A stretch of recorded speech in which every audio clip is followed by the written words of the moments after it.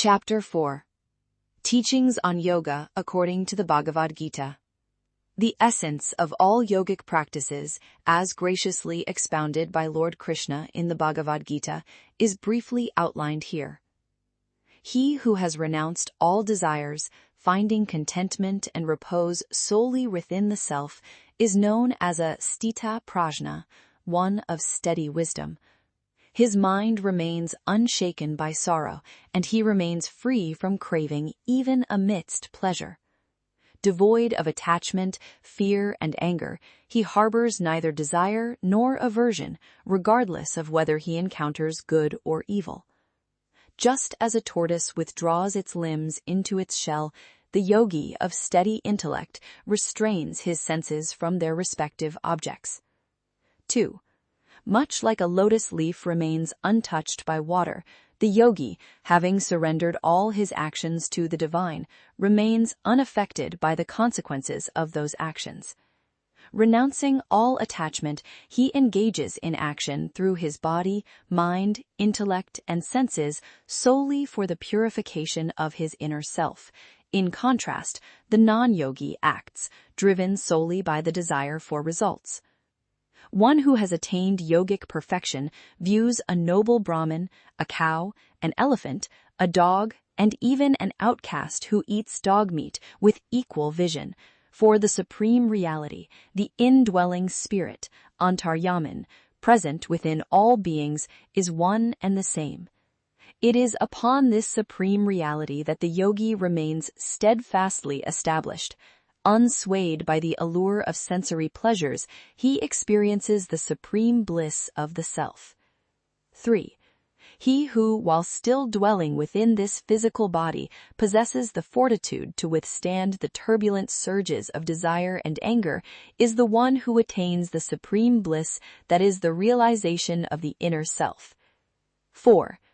By withdrawing the external senses, fixing one's gaze between the eyebrows, and equalizing the breath flowing in and out of the nostrils, steadying the mind and intellect, and desiring liberation alone, one who has renounced desire, fear, and anger truly attains liberation at that very moment. Indifferent to such dualities as cold and heat, honor and dishonor, friend, neutral party, and foe, the virtuous and the sinner, and having abandoned all desires and the inclination to accept gifts, the yogi should steady his mind in solitude and strive to unite himself with the self, Atman.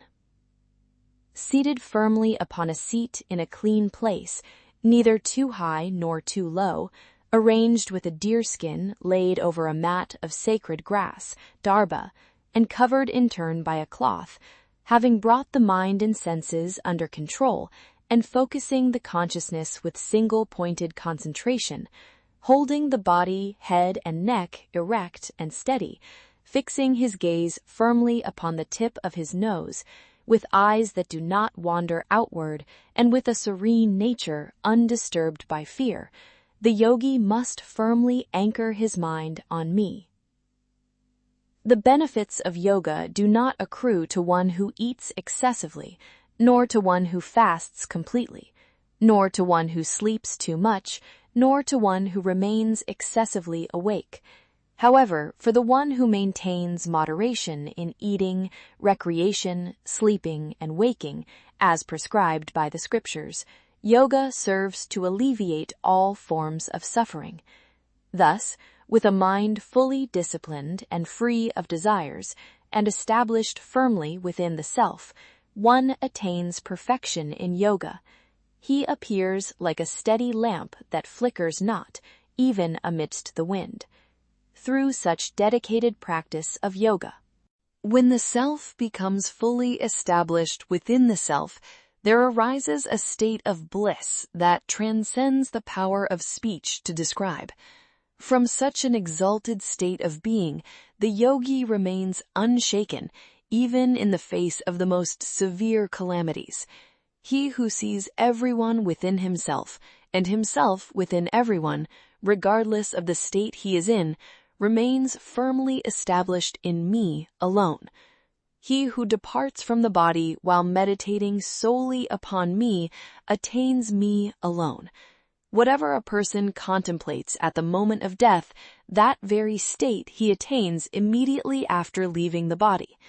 Therefore, at all times, no matter what activity you are engaged in, meditate upon me alone.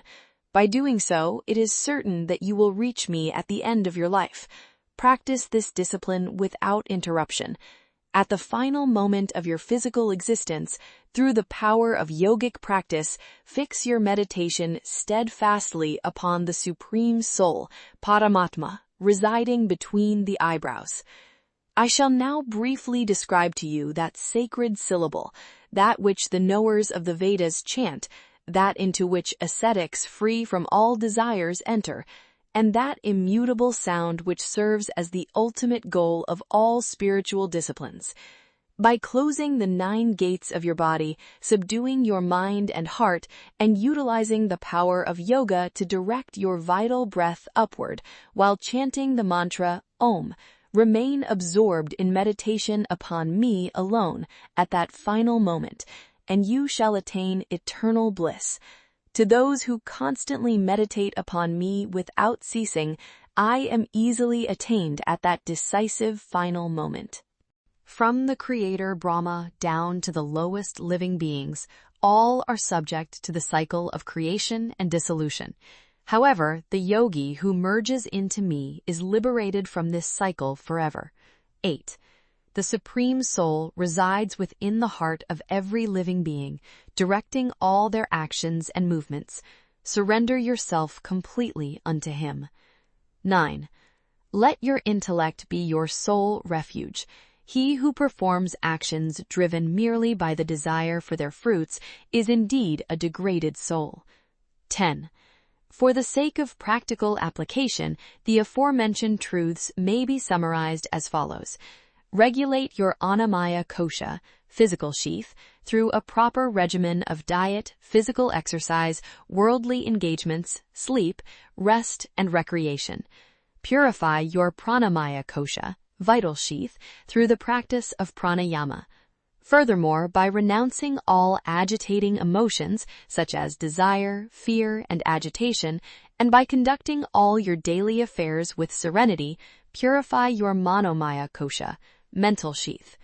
Through the chanting of sacred mantras, such as pranava, and by meditating upon the Paramatma within the lotus of your heart, dispel the illusion that I am distinct from the Paramatma. By perceiving every individual you encounter in your daily life as the Paramatma himself, and thereby becoming completely free from the mental distortions, such as desire and aversion, that arise in those who lack this realization, purify your Vijnanamaya kosha, intellectual sheath. If you continue to practice in this manner, you will